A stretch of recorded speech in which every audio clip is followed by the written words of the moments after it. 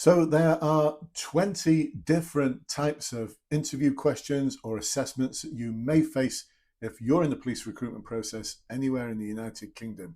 In this video, I'm going to outline what each one of those are to give you a head start towards success and getting that warrant card in your pocket.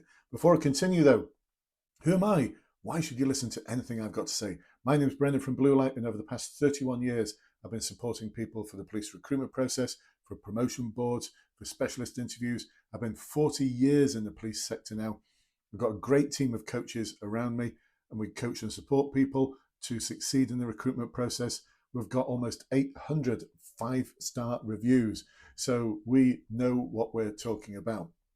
So where did this video idea come from? Well, I was talking to one of our coaches from the Academy program the other day about all the different types of interview questions that you could get at the final interview or in your online assessments. And we came up with 20 different types of interview questions and assessments that you may face depending on what route you're taking. I'm not going to say that you're going to get all 20, but depending on the route that you're taking, you could get a significant proportion of these. No one, I think, is going to get all 20. We might do. I don't know. Depends on the force. Anyway, let's make a start. So if you're at the start of the recruitment process, the first thing you'll have to do is something called a national Sift. That's if you're applying in England and Wales. Scotland and Northern Ireland have their own application process. But the first thing they need to do in England and Wales is get those numbers down. So when they call it the national Sift, it's exactly what's on the side of the tin. It is designed to sift the numbers down. And part of it is a situational judgment test. The other part of it is a behavioral styles questionnaire. So a situational judgment test is going to give you various scenarios, and you're going to have to outline whether you think the suggested solutions are effective or not effective, and other categories. There's going to be more than several of those scenarios for you to work through. And the behavioral styles questionnaire is going to ask you questions about what sort of person you are, what sort of values you have, plus unusually some questions about maths, which I just don't get. I was a police officer for just under 3 decades. Hardest math I had to do was like adding up and taking away. Seriously, that was the hardest math I ever had to do. So anyway, that's the national Sift. Some top tips there for you. Don't be yourself. Don't act naturally. Be the best version of your future constable self. I was just doing an exercise today with one of our clients. They're preparing them for the national Sift, and we talked about an example of where you challenge a fellow officer's behaviour, and their initial answer was, I'd report it to my sergeant. Well, would you do anything else? No, because I wouldn't want to sour the relationship. That's not what the Code of Ethics requires of you. Little top tip for you, the Code of Ethics requires you to question the behaviour, no matter what rank the other person is, to challenge the behaviour and to report it. That's what the Code of Ethics requires, and the Code of Ethics is actually legislation, so you better start doing that. That's what they're looking for, and that's why I say don't act naturally, don't be yourself, be the best version of your future constable self. Is that making sense? All right. Next, we get to the Online Assessment Centre. The Online Assessment Centre, if you pass the National Sift, again for England and Wales only, is made up of 3 parts. It's made up of an interview where you're going to be asked 5 questions. We've got our handy question bank here where we actually provide you with examples of the sort of questions that you're going to be asked. We've also got guidance in there on what sort of things you should be including in your answer to make it stand out. Now, 5 questions, you've got 1 minute to think about your answer, and then you've got 5 minutes to deliver it. And then it rolls into the next question, and then rolls into the next question. Top tip for you, don't be thinking, because you're going to get asked, as an example, questions on the value of courage, that the question will be, can you tell me about a time when you've demonstrated courage, or even moral courage? That's not how they derive the questions. The questions are based on the behaviors within each one of the values and the competencies. And you may find you're scratching your head a little bit, thinking, oh, I wasn't really expecting that. No, because you thought that the question was going to be, tell me about a time when you've demonstrated courage, or tell me about a time when you've demonstrated respect and empathy. No, it doesn't work like that. So that's the interview part. The next thing you've got to do is the Online Assessment Centre written exercise. This is where the College of Policing tells you that you don't have to have any knowledge of policing whatsoever. And then they give you a scenario where you're a police constable dealing with a complex community issue. You don't have to have any knowledge of policing. That's not what our clients tell us. All of our clients tell us that you absolutely do need to prepare for this and have some knowledge about how policing works. So a little top tip for you in the written exercise: you need to have a really good structured approach to problem solving. A really good structured approach to problem solving. This is my old area of business. I was a neighbourhood inspector for 8 years, specialised in this area. I went on to do a lot of work with the European Union and mostly Central and Eastern Europe around enabling their forces to do better problem solving and better community engagement. So this plays to my strengths. I could talk about this forever. I'm not going to. I'm going to move on to the next thing that you have to do as part of the Online Assessment Centre. They call it the Online Assessment Centre briefing. However, it's not a briefing. It's a paper feed. Paper feeds are something that we used to do in the College of Policing when it was called Centrex and National Police Training before that. I've worked for and with the College of Policing on 4 occasions during my career. I used to design some of this assessment material. And this briefing is actually a paper feed, but an online paper feed. What do we mean by that? Well, they're going to give you a scenario about something that's happened at a college. A bit of a secret hack for you here. The police in reality wouldn't actually deal with this incident. I'm a governor at my children's school, and I was also a neighbourhood inspector for 8 years. I can tell you now that the police would not deal with this. If Ofsted came and inspected our school and saw that we'd actually reported this kind of incident to the police, they'd be scratching their heads just going, why did you do that? So, but anyway, we've got to put ourselves in College of Policing world where they think that the police deal with incidents like this. And so we've got to have that College of Policing mindset in terms of how we deal with this incident. So they're going to give you a situation, a scenario, and then they're going to ask you 4 questions about it. Each one of those questions is drip fed in. You've got 1 minute to think about your answer, 3 minutes to deliver your answer. I know, not much time. And then it rolls straight into the next question. After 4 questions, they give you a development of that scenario. So it's still the same incident, but there's just been a development of the scenario. Again, 4 questions, one after each other, 1 minute to think about your answer, 3 minutes to deliver it. And then they develop the scenario for a second time. And then same thing, 4 questions, 1 minute to think about your answer, 3 minutes to deliver it. 36 minutes worth of talking. That's not a briefing. That's a paper feed where you're being asked to deliver answers online verbally to the conundrums that they're giving you. Little top tips for you there. You'll be looking at how you gather information, how you go about making decisions, how you go about enforcement, prevention, and advocacy for all of the people involved, how you represent the needs of the college, the interests of the college, the individuals concerned, and the police and yourself. There's a lot of moving parts to the briefing. Quite a complex incident. I'm still surprised that they're using this form of assessment, but they are. So once you've done that, then if you succeed in that, and there's quite a few forces now saying that you've got to get a high mark in your online assessment centre to take you through to the next stage. Why? Because it's getting more competitive. Why? Because they've got less money. And so they're having to make cutbacks. My old force, Greater Manchester Police, I believe they've got a deficit of around £30 million. Other big forces have got deficits in a similar area. I believe the Metropolitan Police have got a deficit of something like 200 million. And they're having to cut back over the next 3 years. They're having to cut 3,300 officers. So this is why you might be looking at the Met thinking, why is it taking so long for them to put people through the recruitment process? This is why, because they're having to make cutbacks. Some forces are still recruiting as they were before because they're in a good financial position.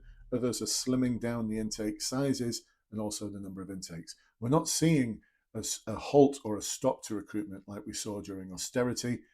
I've witnessed that. I've coached and supported my clients through that. We're not seeing that, but we are seeing less forces recruiting, and they're recruiting less. And the intakes are being spread out across a greater period of time. So it is having an impact, but it's not impossible to get into most forces at this moment in time. You've just got to get the highest marks. Leicestershire Police is the latest police force that's come out to say you're only going to go through to the next stage, the interview, final interview, if you've got high marks. So what can we expect from the final interview? This is where it gets really interesting, because we get so many people coming to our academy program thinking that the questions that are going to get asked at the final interview are going to be the same ones or similar to the ones asked in your online assessment centre. No, they're not. And by the way, if you're thinking this academy sounds really awesome, it is. We actually, for those people who we accept into the academy, we guarantee the result. If you don't pass, we will keep working with you. If you don't pass a second time, we'll give you a full refund. Can we say fairer than that? I mean, seriously, let me know in the comments. Can we say fairer than that? A lot of one-to-one coaching, a lot of small group practice webinars, 5 years worth of recordings of those practice webinars, and a ton of online material like the question bank. Oh, look at this one here. This is awesome. This is like our final interview question bank. Several pages to that because there's so many different types of questions you could get asked. Anyway, if you want to consider joining the Academy, just complete the form below. We'll have a conversation with you.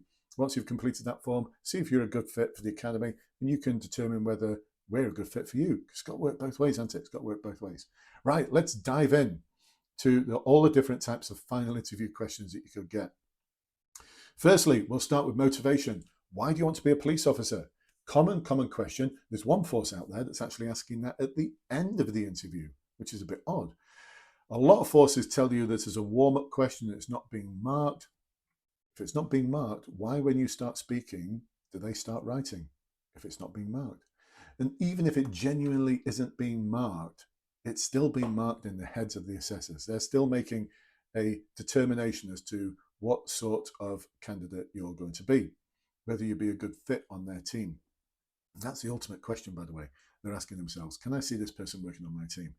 You think they're assessing you against the competency and values framework and the famous wheel of confusion. Well, yes, they are. The marking guide might be derived from the competency and values framework, but I can share with you now, they don't understand this. It's serving police officers that coined the phrase the wheel of confusion. I just love that phrase. It's quite complex and it's so duplicitous. You look at some of the behaviors within the competencies and values and think, hang on a minute, haven't I seen that in a different value or competency?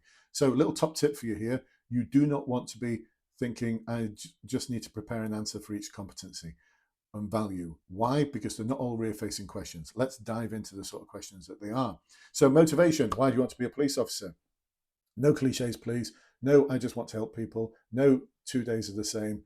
No talking about, I want to just put something back into the community. You've got to sound like you. So your authentic self, but in a structured and detailed way. Is that making sense? If you just sound like everyone else, they won't remember you and they won't mark you highly and they'll be bored. They might be interviewing 6 people every day over a period of a week. How bored do you think they are of hearing all of those cliches? No cliches allowed, all right? Read my lips. No cliches. Stop doing cliches. Who's told you to say those things? It's nonsense. We need to talk about a timeline. What inspired you first to be a police officer and all the different chapters along that timeline to where you are now sat in front of them. Next sort of questions, values questions. What values are important to police officers? What values are important to you? Closely followed by the second question, which is, thank you very much.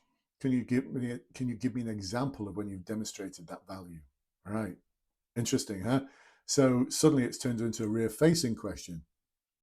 When you're asked about values that are important, do not say courage, respect and empathy. What's the other one? Oh, public service. No, it's not a test of how good you are at repeating the values from the competency and values framework.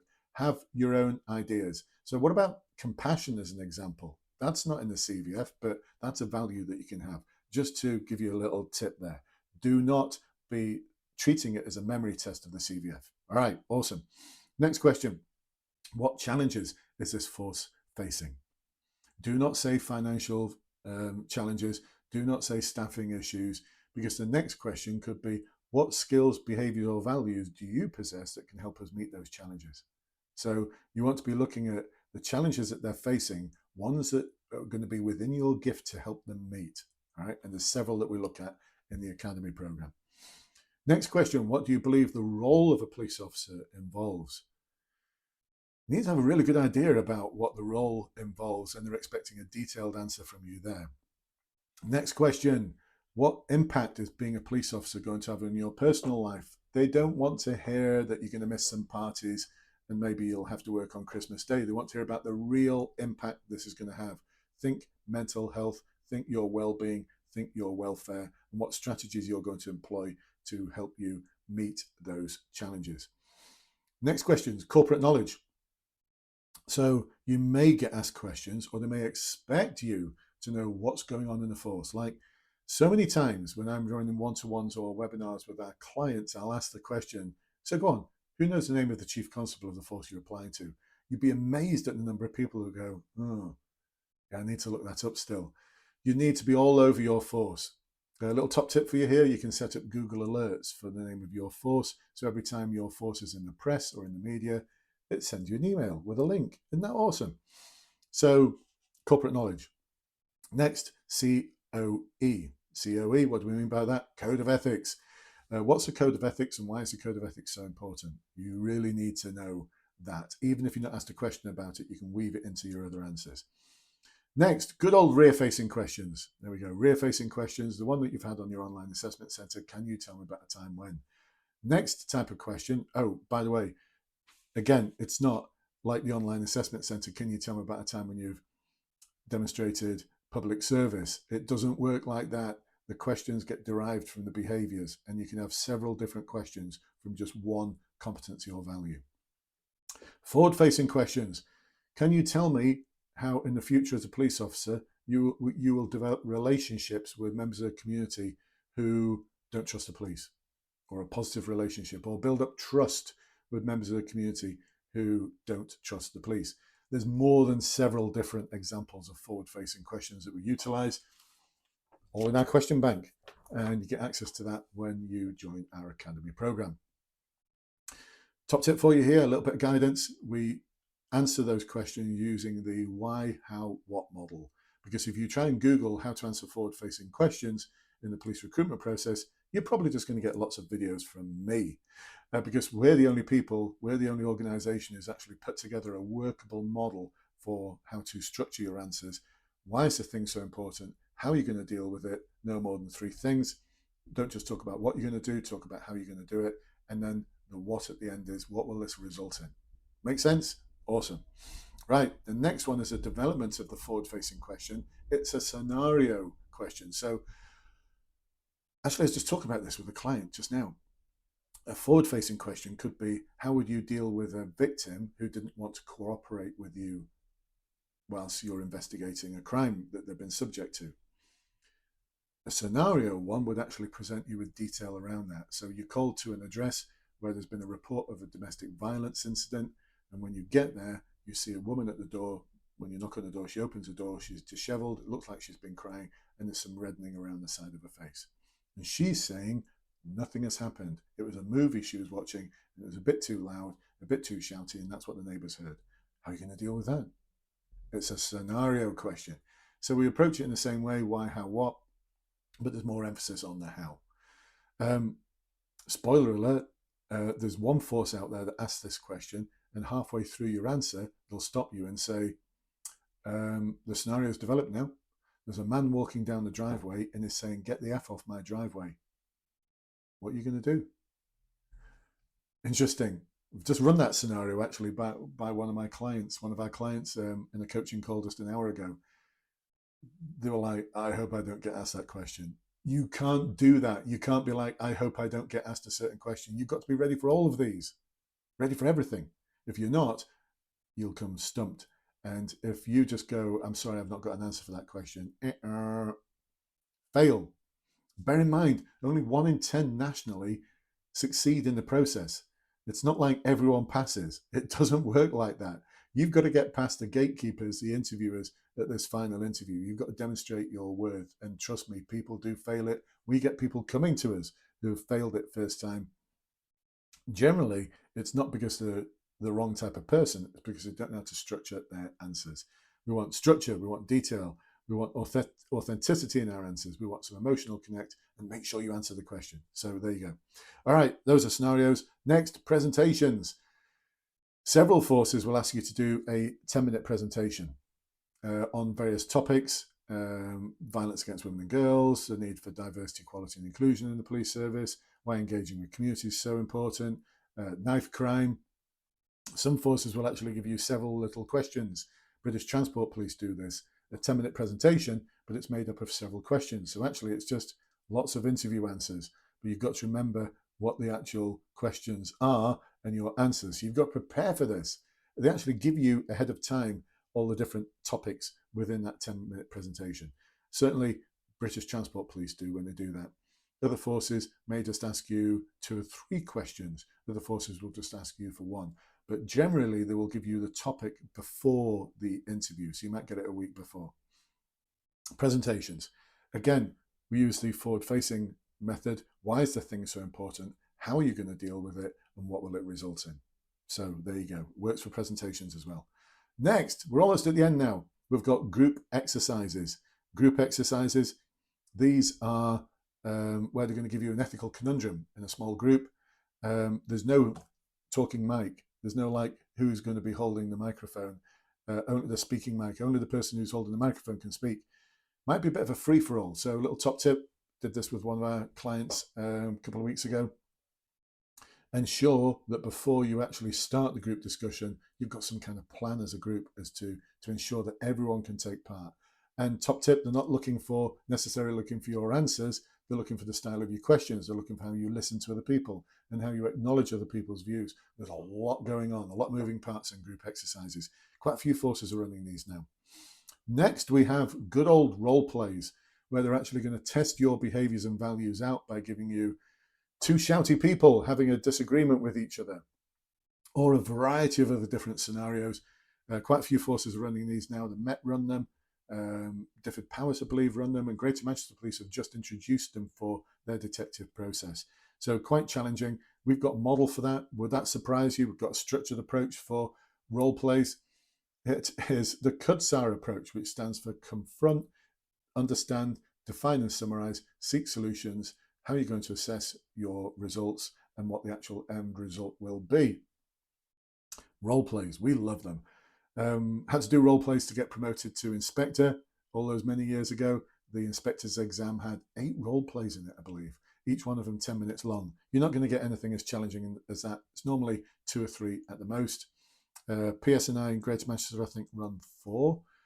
Met Police just run 1. They used to run 2, but now they just run 1. So role plays, what fun they are. Next, almost at the end now, we've got written exercises. So you've got written prioritization, and this is generally for the detective process, direct entry detective process. We've got written prioritization, where you've got an in-tray that you've got to deal with. Some forces will actually ask you to explain your thinking behind the solutions to your complex in-tray. This is where you do need to have some knowledge of policing. Sorry, you really do. Other type of written exercise would be a case study. So it's a case study of a particular crime that's taken place. There's one force that uses a robbery at a petrol station. Another force uses an incident at a nightclub where there's been a serious assault. And you've got to give a written briefing as to how you're going to deal with it. Some forces will actually ask you after to give them a verbal briefing on top of your written results. So quite challenging, quite challenging. Last, we have the briefing. Quite a few forces in the detective process will give you a case study, and then you're expected to deliver a 10-minute briefing on how you're going to approach that particular crime. Metropolitan Police do this. They've been doing it for a while now. Been doing it for 5 years, I think. 5 years as part of their direct entry detective process. Really challenging incident to do with a violent crime that's taken place. And we use the II March model for this, which is information and intelligence, intention, method, administration, risk assessment, communication, and human rights, health and safety. It's taken from a place called JESSIP, which is the Joint Emergency Services Interoperability Protocol. Wow, got that out in one. So we've morphed that. Actually, a lot of the models and structures that we utilize to deal with all aspects of all of these things, all of those are actually derived from policing. We've just adapted them to meet your needs. And then we have the SI. What's that stand for? Secret interview. So quite a few forces will tell you you've got a briefing to do, 10-minute briefing. You get to the end of the 10-minute briefing and then suddenly they go, oh, we've not finished now. I've got some questions to ask you. So they're going to test your mettle, test your decision-making process, and test your resolve in that secret interview. The Met use this. Quite a few other forces do that. They don't actually tell you you're going to get it, but need to be prepared, need to be prepared. So for all of this, you need to be prepared. And one of the things that we're good at is helping you get prepared, helping you plan, prepare, and practice for every eventuality. So you can go for your interview, your online assessment center, or your national Sift with confidence. Sort of expert coaching that's been developed over decades. Like I said, I've been doing this now for 31 years. 31 years. Oh my goodness. So if our Academy program to help you over the line seems like something that's appealing, clear up that overwhelm, confusion, and anxiety for you, so you're going into the process confident, let me know. Go to the description. At the very top there, you'll see a form to complete. Complete the form. Then we'll look to book a call with you. There's absolutely no compulsion to join or anything. It's just to see whether you're a good fit for the Academy, and for you, importantly, to see whether we're a good fit for you. If this is something that sounds appealing and you're prepared to make that investment in your future, then do let me know.